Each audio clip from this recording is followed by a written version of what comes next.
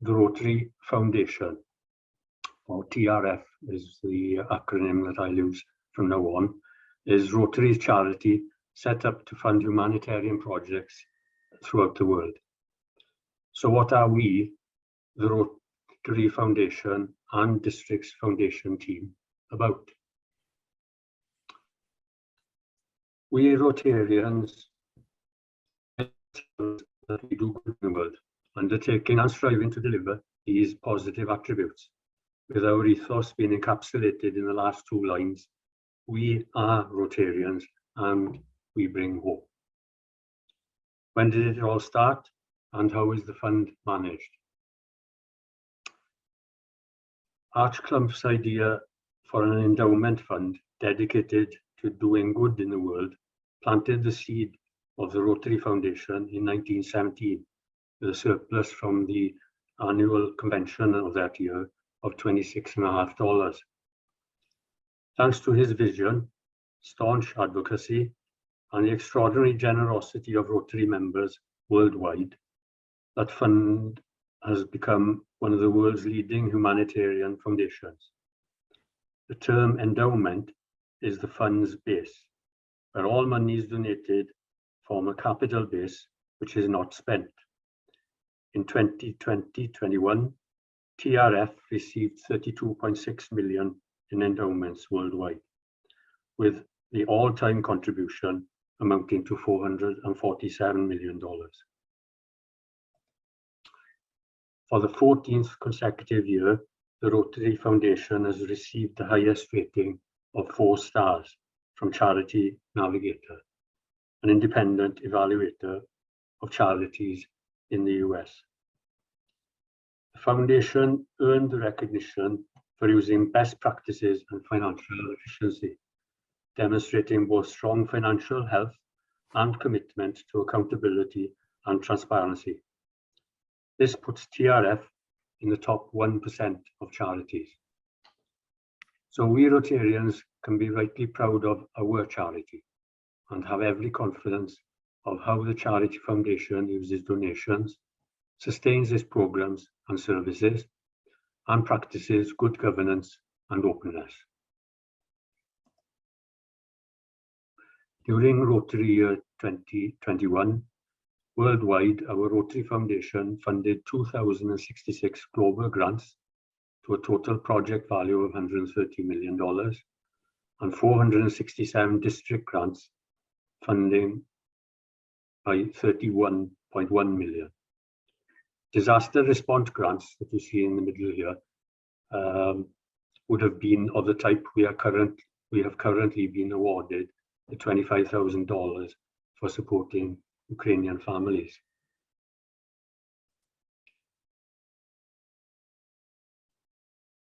Since 2013, TRF has 3 main funds. The annual fund is the working fund which supplies the grants. Money donated to the annual fund is invested to gain maximum growth. Big money gets good interest rates of 3 to 4% even in these days of financial constraint. During 2021, the annual fund received just over $139 million, with an all-time contribution totaling $3 billion. The endowment fund was the permanent fund, still there, gaining and spending interest, boosted mainly by legacies. And to remind you, the 2021 figure was nearly 33 million and a total of $447 million. The Polio Plus Fund, dedicated to the eradication of polio, is used and it's a plus because it's used because it does far more than just the immunization program, funding education, training, laboratories, research, transport for workers, etc. During 2021 year, it received just over 133 million and an overall total of 1.9 billion. The share system was introduced to manage the annual fund, whereby the money donated by each district comes back to the district 3 years later by way of grants. So after 3 years, the share system gets the money that was donated to the annual fund 3 years previously, and some of the interest of the endowment fund. Now it starts to get a little complicated, whereby the share system fund has a 5% deduction to cover TRF's administration costs, and the remaining 95% being divided equally between the World Fund and the District Designated Fund, or the DDF. All the funds were used by Rotary for Rotary grants and activities that do good in the world. The World Fund is administered by the Foundation trustees, and the District Dedicated Fund is administered within each district. In 1150, the DDF is administered by the Grants Subcommittee, which is chaired by Rotarian Andrew Lane. Our annual DDF allocation is then split in half and shared between global grants, which is administered by Andrew, and district grants, which is administered by Dan Griffiths. Remember that the funds coming back to the district are 47.5% of the donations from the district 3 years previously. Unfortunately, our donations have been falling off, so the available DDF has also been falling off. So we are now hard pressed to be able to fund the grants at normal levels. Compare the $38,000 of 21-22 with the $24,700, which will be available to us in 24-25. This is a similar story throughout Foundation.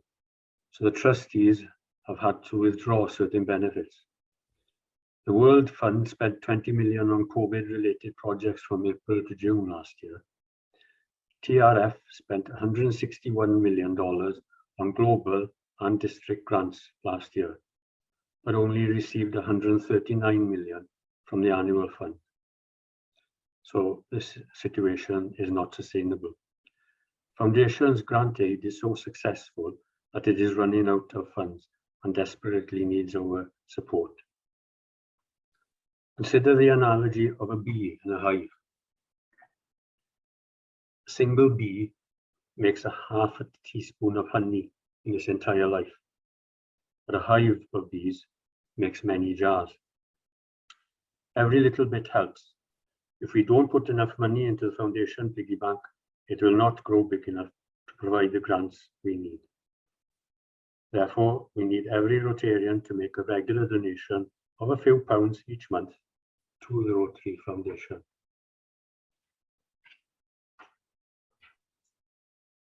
Sorry, that slide shouldn't come up. So that we can continue to do good in the world. The RI target is for every Rotarian to give $100 per year to the Foundation. That is about £75, which is less than £1.50 per week. If all the 1,200 odd Rotarians in 1150 were to donate this amount, we would realise £90,000, which translates to $110,000.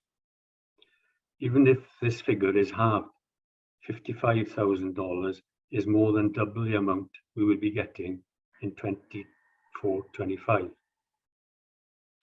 So my appeal is to ask clubs and or Rotarians that do not meet the $100 per capita donation target to give serious consideration to signing up to annual giving.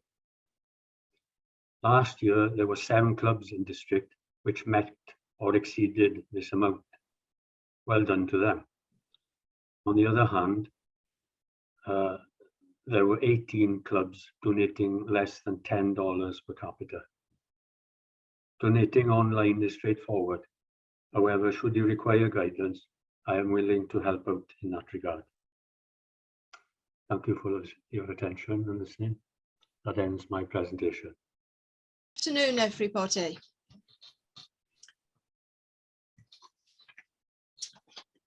Polio cases have dropped by 99.9% from 350,000 cases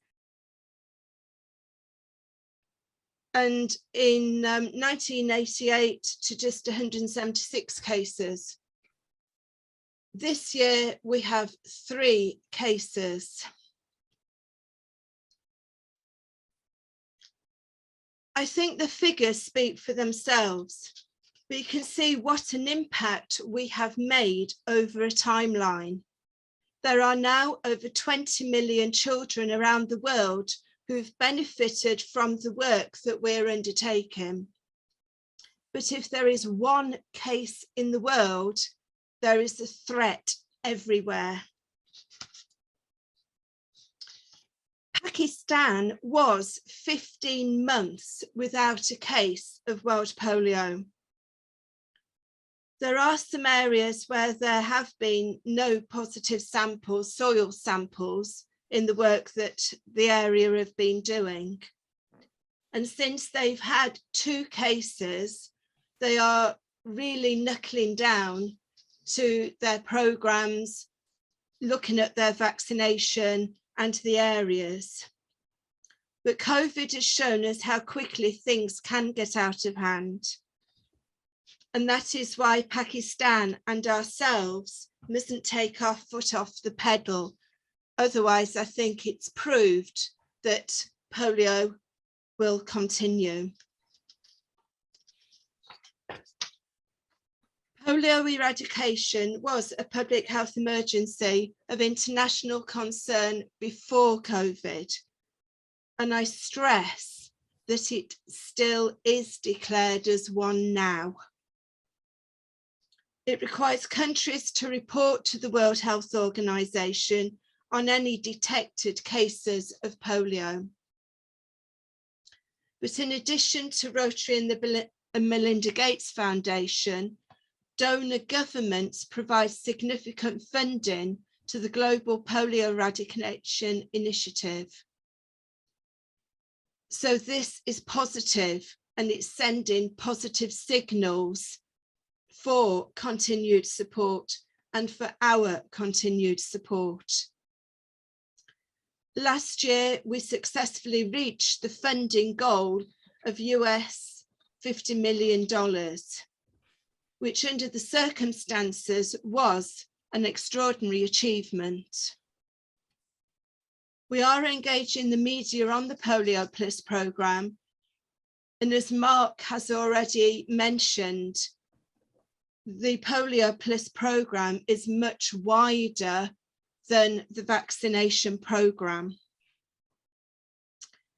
Judith Diamond continues to lead the advocacy work with governments, and the drop in the funding in overseas aid isn't, and I stress again, isn't an attack on the polio programme.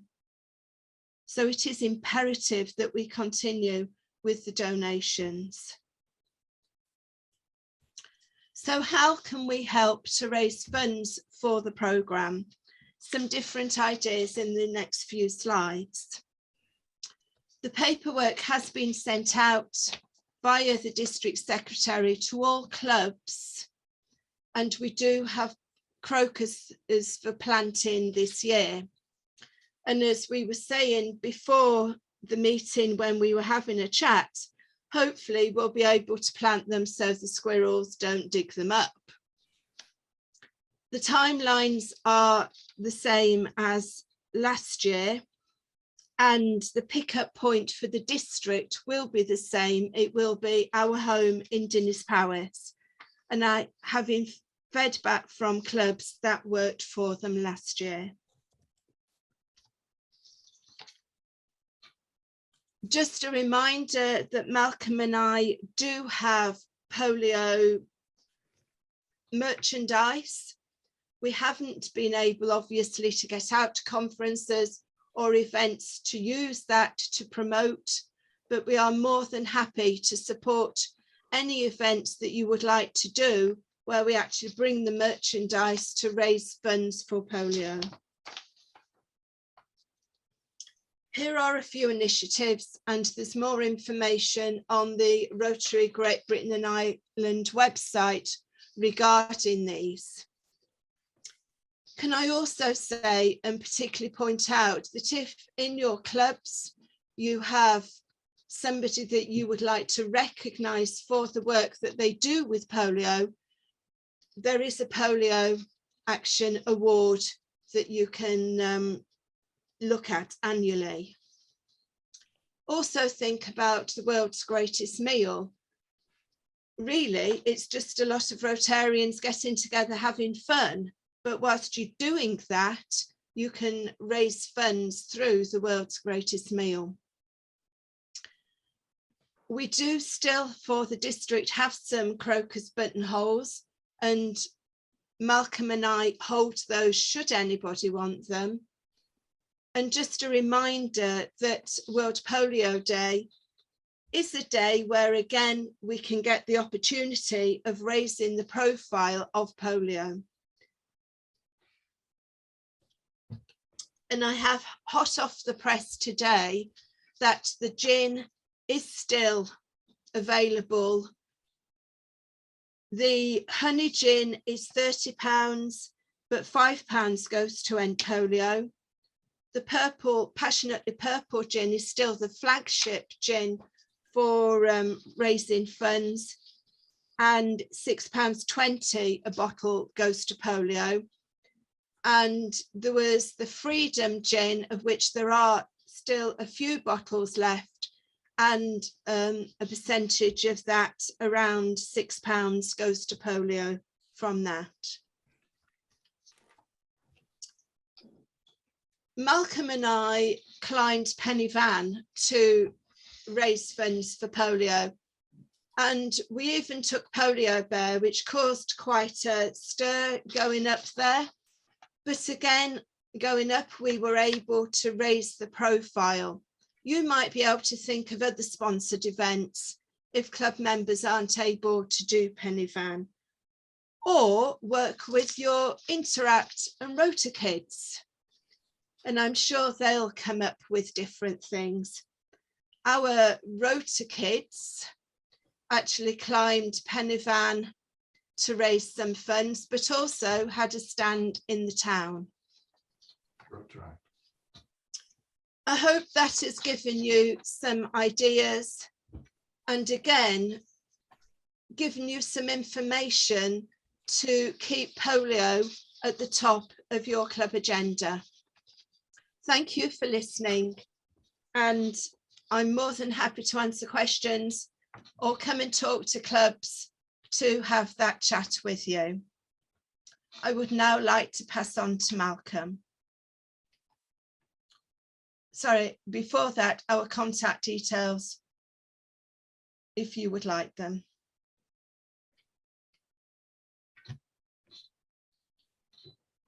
Good afternoon, everybody.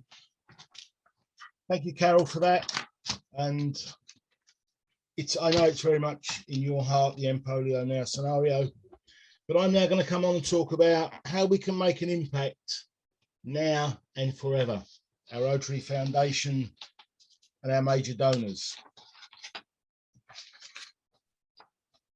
We heard earlier on about annual gift giving, and yes, as Mark said earlier, we would love to see $100 per member from every single member within Rotary, and just how much it can do. But it goes further than that. Your legacy of an endowment doesn't just last while you're alive, but goes on forever. And the basics of this part is now to talk about how we can endeavour. As we all know about the Paul Harris Fellowship, it is $1,000 donated to foundation in the name of an individual, in the name of a club. But the bottom line there, which is very important, the fellowship nomination does not have to be a Rotarian. And to take that one step further, tonight at our own club meeting, we'll be presenting a Paul Harris Fellow to a non-Rotarian. So it is not just for Rotarians. And the benefits of giving to the foundation, which is our charity. As Mark showed earlier on his slide, foundations' costs are 8%. There are not many charities, if any, in the world that can match that. Every money that is raised is handled by Rotarians, and we decide where. Members of cadres, it says, audits the projects to make sure the money is being spent correctly. And without the endowment fund, we would struggle because the endowment is never spent. So, Rotary members, donation and progression. Well, it starts off, the first level is sustaining members. Then those members who give $1,000 personally can become members of the Paul Harris Society. Then it's major donors, and then it's Arts Clump Society. So just earlier on, $100 gives you a sustaining membership. $1,000 is the recognition as a Paul Harris Society member. And there are 5 within District 1150. Major donors, there are 5 levels in that, between $10,000 and $250,000. Doesn't have to be paid in one go and can be done progressively. And there are a number in District 1150. And then the final one is the Arts Clump Society. That's members getting up to $250,000 and $1 million upwards. Yes, it is a lot of money, but there are some members throughout the world who have that kind of money. So how's it done? Well, the foundation transforms gifts into projects. Over £3 billion has been spent on those projects. And yes, what I'm asking you for is to support foundation financially as individuals. And as we all know, it does make better lives for people. That's an example, and the figures are 2 years out of date. But how a $25,000 fund in 1995 has grown now to 37,000. It does make sense to the endowment fund to go because the money is keep growing.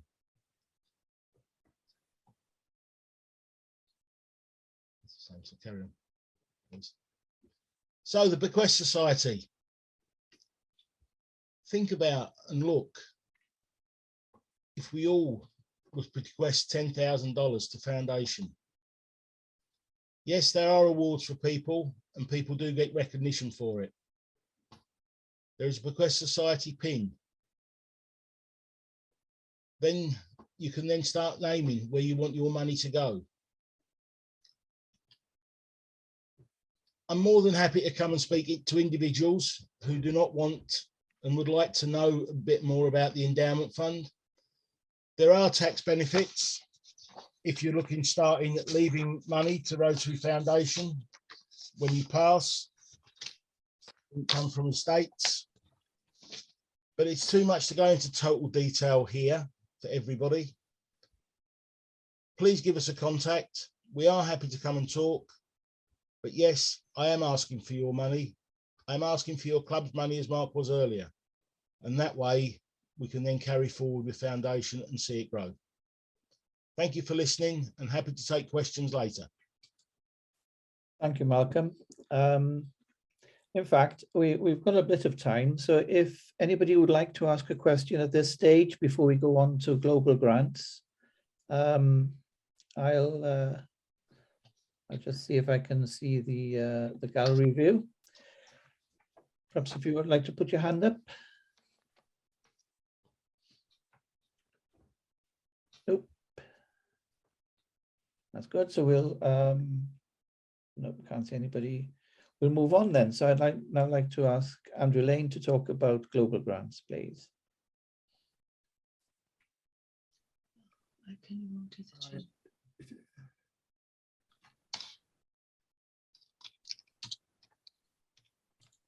Bear with me a second.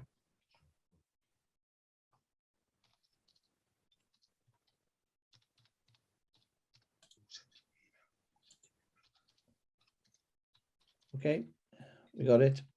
Yeah, I'm looking at that. That's the bit I'm looking for. Right. Good afternoon.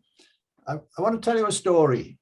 A long time ago, there were projects called matching grants. And I'm quite confident that there are several people around this seminar today that remember them. In 2013, Rotary Foundation replaced matching grants with global grants under a scheme then called Future Vision. In fact, there was a 3-year pilot period. Such was the impact of Future Vision. And the result is that global grants are bigger, better quality, and very importantly, they're now completed online. Matching grants were done with paperwork.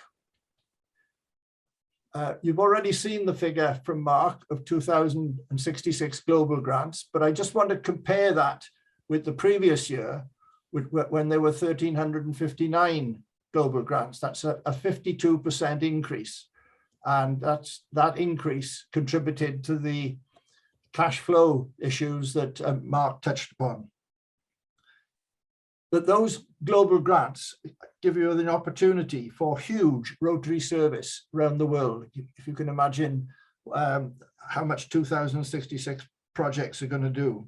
They don't all complete in 1 year. They can last a couple of years, but there were 2,066 awarded in 2021. And there's 2 ways you can contribute to that excellent service, that huge Rotary service. One is to donate to the annual fund, exactly as Mark has requested, or indeed you can undertake a global grant yourself or as a club. The requirement from the club is a minimum of £8,000, or rather $10,000, which at today's Rotary conversion rate is £8,000. To help you, if you decide to do that, is a guide to global grants. And this is a good news, bad news message. Good news that the guide is extremely comprehensive and covers a lot of what you'll need to know to set up and run a global grant. The bad news is it's 40 pages long. We're not going to cover all of that in this short session. There are different types of global grants. The global grants that we call GG, global grants, are actually humanitarian projects, but it's possible to have a global grant for something called vocational training teams, or VTT. In fact, our district ran one. It sadly wasn't completed successfully due to COVID and the sad passing of one of the team leaders. But vocational training teams are an option. And scholarships fall under the same umbrella. A long time ago, they were called ambassadorial scholarships. They're now just called scholarships. We tend not to sponsor these because of the large cost. Potentially, we can have incoming students from abroad, and the host clubs look after the incoming students, and the host clubs must be qualified to meet Rotary Foundation regulations. Sorry. Global grants create impact. They can be anything up to $500,000. The minimum size is now $30,000. They require a host in the host country. The international partner is us, or our club in District 1150. You need to get your head around that, because the use of the word international makes you think that the international is the one abroad, but it's the other way around. The host is in the host country, and we are the international partner. And both clubs, the international partner and the host club, the club and the district must be qualified. And in the case of a club, qualification involves attending a grant management seminar such as this one.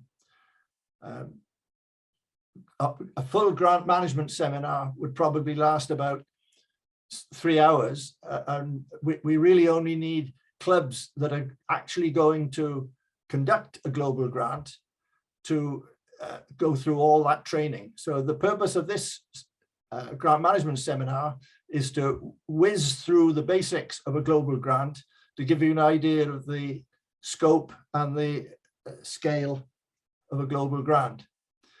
As it says at the bottom, it must be a Rotary project, but can be achieved with the help of something called cooperating organizations. They might be providing physical support or technical expertise in the host country, but they will need to specify exactly what they're doing and draft a memorandum of understanding, which is uploaded into the project, and that has to be signed as part of the project. All global grants are subdivided into something called areas of focus. These came in with Future Vision. It's a sort of broad classification of the areas that projects cover. Each area has a policy statement, which you can view, and included in the policy statement are the goals of that area of focus and definitions of eligibility and non-eligibility. Some of you may remember that a new environment area of focus was added in July 2021. Just to give you an idea of the mix of the different areas of focus, that's a spread, a bar chart of the financial volume, financial quantity under each of those headings.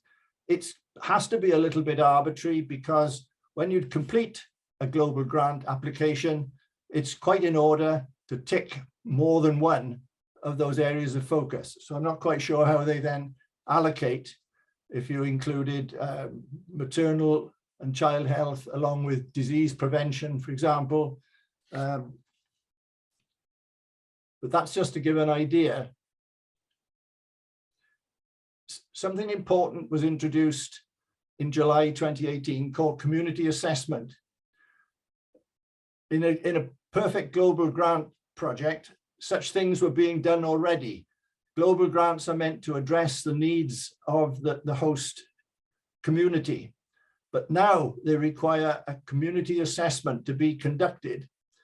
There are resources available, a template available on the Grant Center, which we'll see in a moment.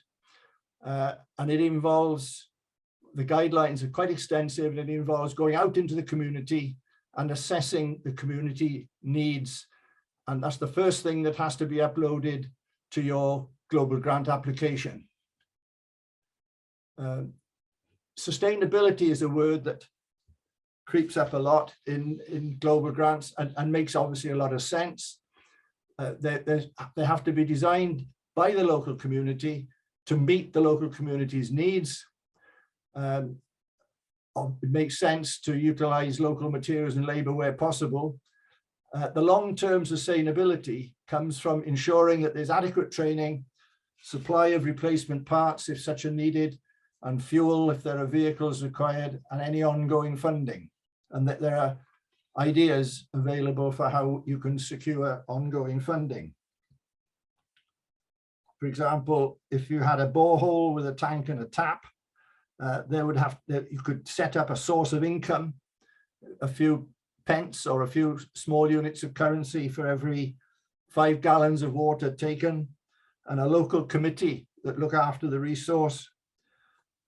And indeed, you can add in hygiene training as part of a water project. The next heading almost goes without saying. You wouldn't conduct any project inside Rotary or outside Rotary without measuring what you're trying to achieve. Global grants require you to establish baseline data of what the current problem is. For example, how many children are affected by disease, or how many children are not attending schools, or whatever your project is addressing. Measure the situation, how it is before you start. Built into the global grant model are methods of measuring the outcomes.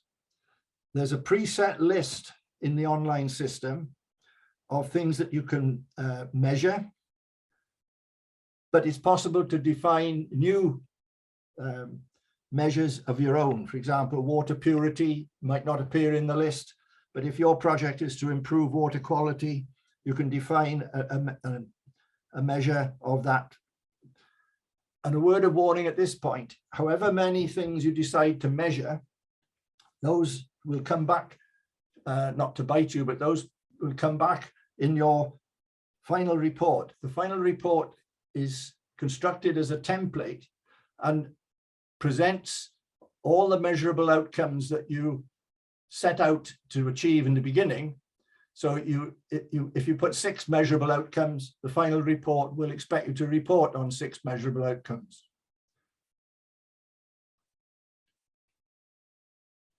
Another term that crops up throughout global grants is stewardship. There's a 3-person committee in both the host and the international club. There's a requirement to avoid conflicts of interest and adopt competitive bidding. Stewardship requires you to develop a detailed budget. The online application forces you to do that, have an implementation plan, and you can build in some contingency funding up to a certain amount. It's important to stick to the plan that you've designed.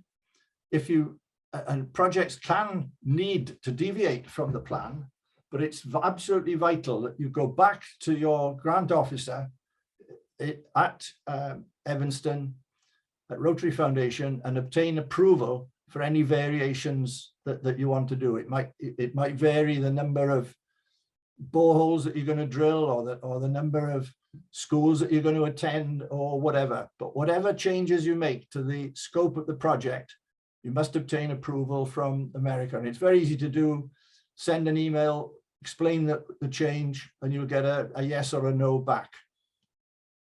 Another part of stewardship, of course, is having financial controls. Is a specific requirement to have a separate bank account. This is just basic management. Retain documents for 5 years, observe local laws and customs, report any suspected irregularities. Stewardship also covers reporting requirements, which are basically every 12 months. The first report is 12 months after you receive the money, and then thereafter every 12 months throughout the term of the project. And we do have difficulty sometimes chasing host clubs. Generally, it's the host club that has to produce these reports. It's an easy one to miss. And if 12 monthly reports fall late, it can impact on the credit rating of our district. And as it says there, a final report is required within 2 months of completion. Mark's touched on some of the changes that occurred recently. Things had been fairly static from 2013 when Future Vision started until this cash flow problem hit Rotary Foundation. And the changes came in 2 or 3 stages. The first was that the 50% World Fund matching of the club contribution ended.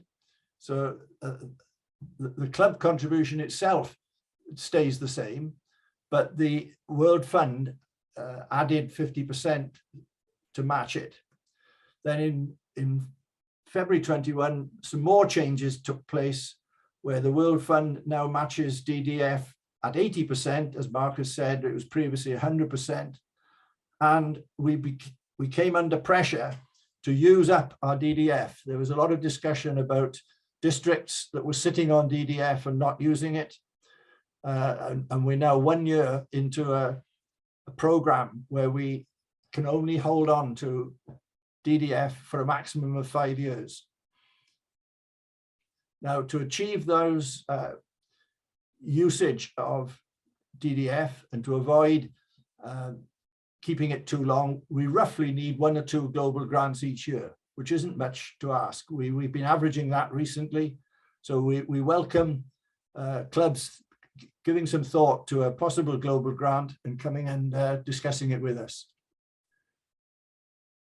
To keep life simple for the clubs, when all those changes took place, our foundation committee considered what to do for a global grant, and we decided to keep the $10,000 minimum that we required from the clubs. We decided to increase the amount of district designated fund as DDF that we were contributing to the project, because we knew that the World Fund matching was down to 80%. Another change that they introduced took away the minimum $15,000 that was previously required from the World Fund, so that the project size, minimum project size, is now $30,000. But the amount expected from the club is still the same, $10,000. It follows on from what I've just said about the number of grants and the use of DDF, that it's essential that district knows how many projects are expected. So we ask any club considering a global grant, however far in the future, to contact the foundation committee through the grants committee. And as chair, it makes most sense to contact me initially. And this is to ensure that the district has the funds. We do a 3-year cash flow looking ahead to how we're going to spend our DDF over the next 3 years and how much we expect to have in. We will advise on whether we have the funds, and if we have the funds, we'll reserve them for your project.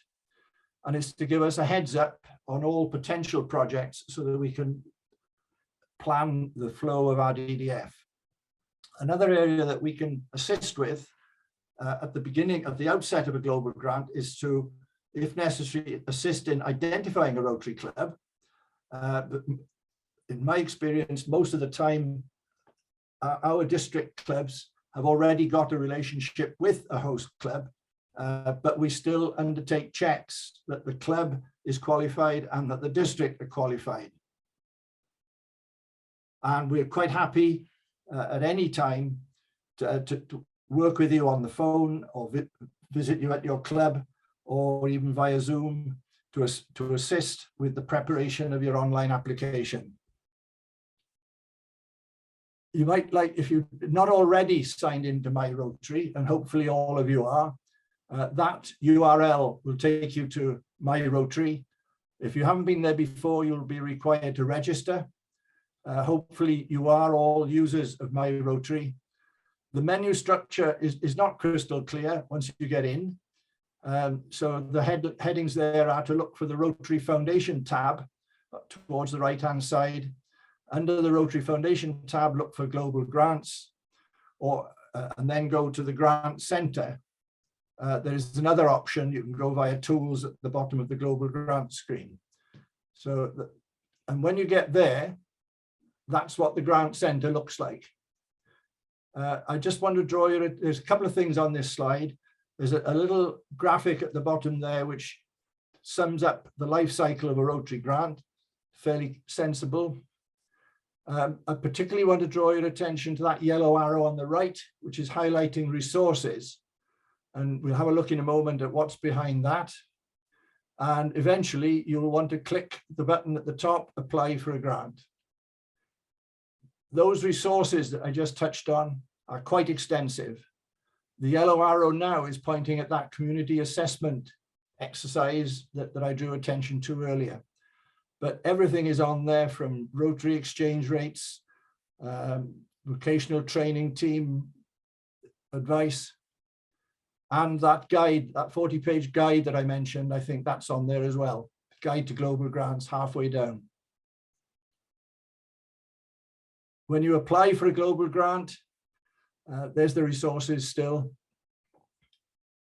All you need initially is a project title.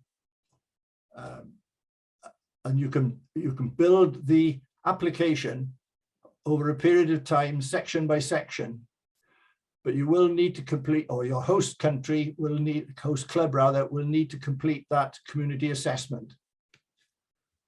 Lost my place in my script now, bear with me a second.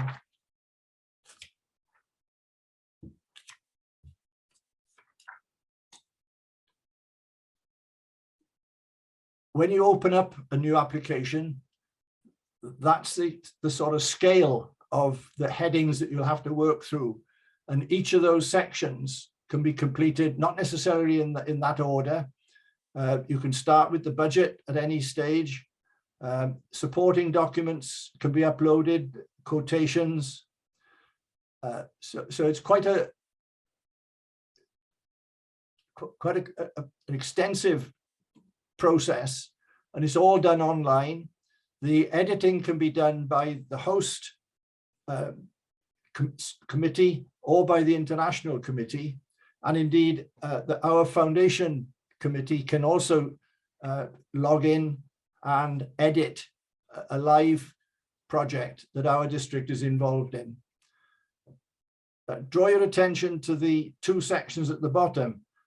After you've got ticks in all those 1 to 10, the final section is to review and lock and submit for authorization or provide authorizations.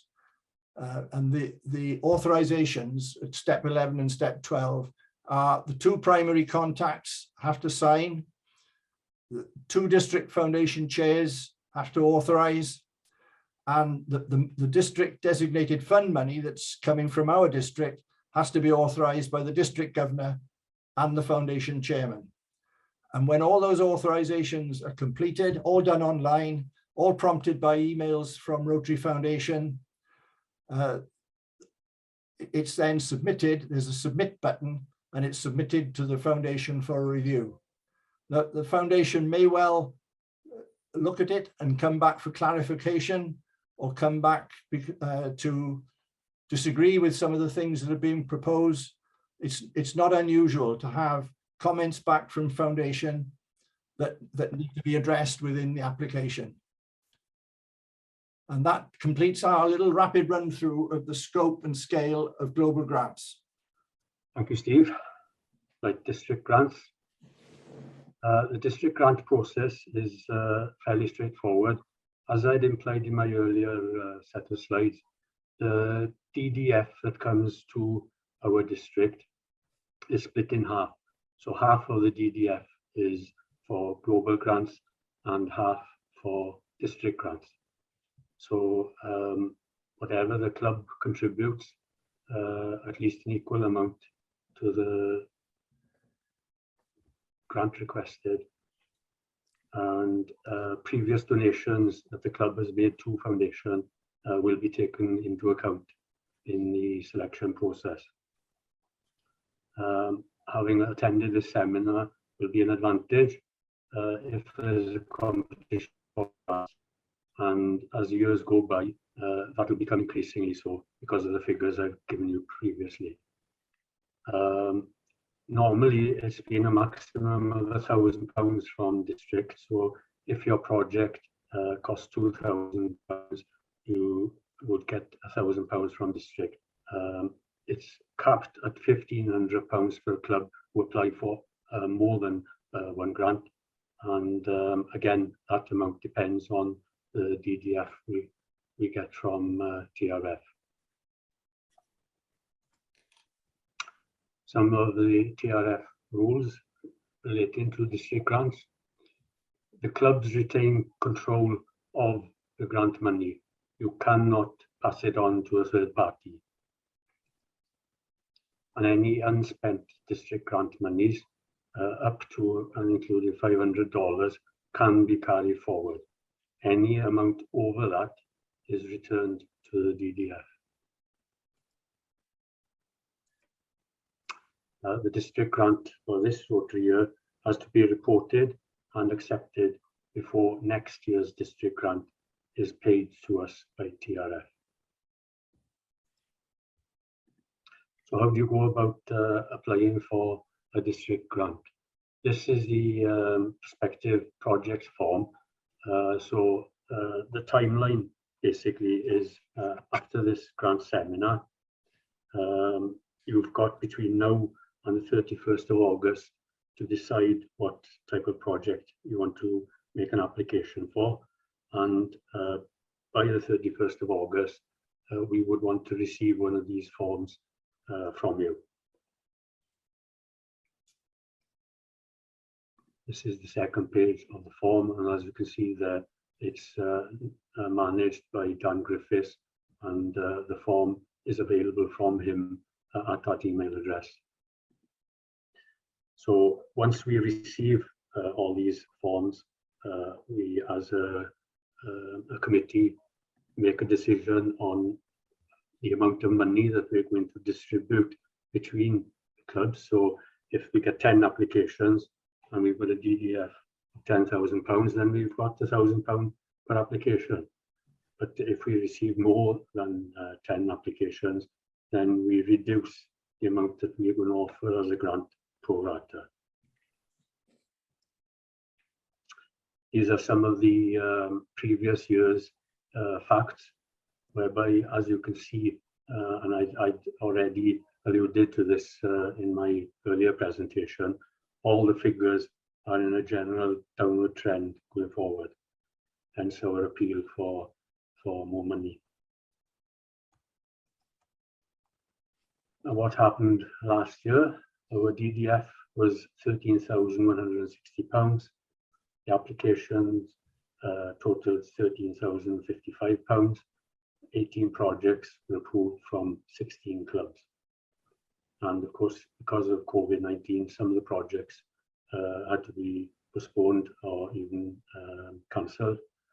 So during our midterm review, which is in the February of every year, we were able to identify the underspends and reallocate money for new grants. And that is it.